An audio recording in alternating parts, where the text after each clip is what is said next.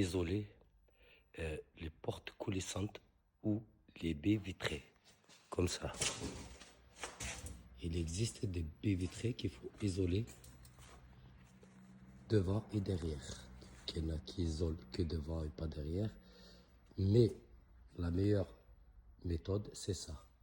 Isoler déjà à l'intérieur, ce que vous voyez, avec des chevilles, coller et rajouter des chevilles. Là, comme vous le voyez.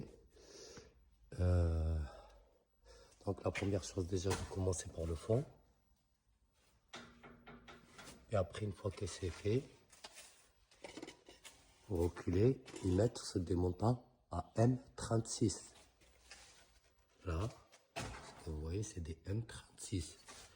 Et les stérodures, c'est un vein. Donc devant, tu peux mettre 30 ou 35, je ne me rappelle plus, je crois que c'est des 30.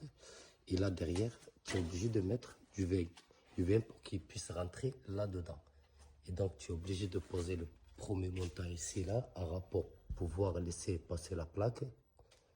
Ah, je sais pas, je crois que vous le voyez. Et puis, normalement c'est 36, tu peux pas faire plus ou moins.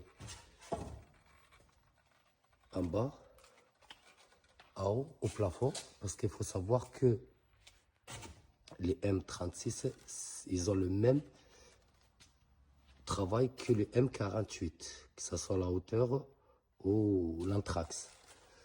Et donc, après, une fois que le fond est posé, le deuxième, eh bien, 36, rail en 36 en haut et en bas, mettre les montants, le premier montant, faire glisser les stérodures dedans, en V, poser le deuxième montant, le faire rentrer dedans, comme ça, là, comme vous voyez, là. Hein? Celui-là, le faire rentrer dedans, le fixer, en bas et en haut, évidemment. Puis après, le deuxième, le visser à l'intérieur quand même, pour le solidariser. Et puis glisser la deuxième couche dedans. Une fois que la deuxième couche est dedans, tu avec le deuxième montant, et puis tu le fais rentrer dedans. Comme sur la vidéo là, si vous me suivez.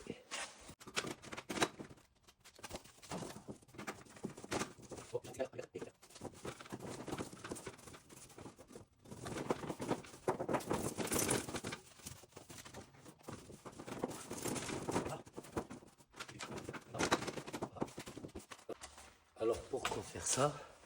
C'est pour éviter que les stérodures ils tombent dedans et ça bloque les portes coulissantes.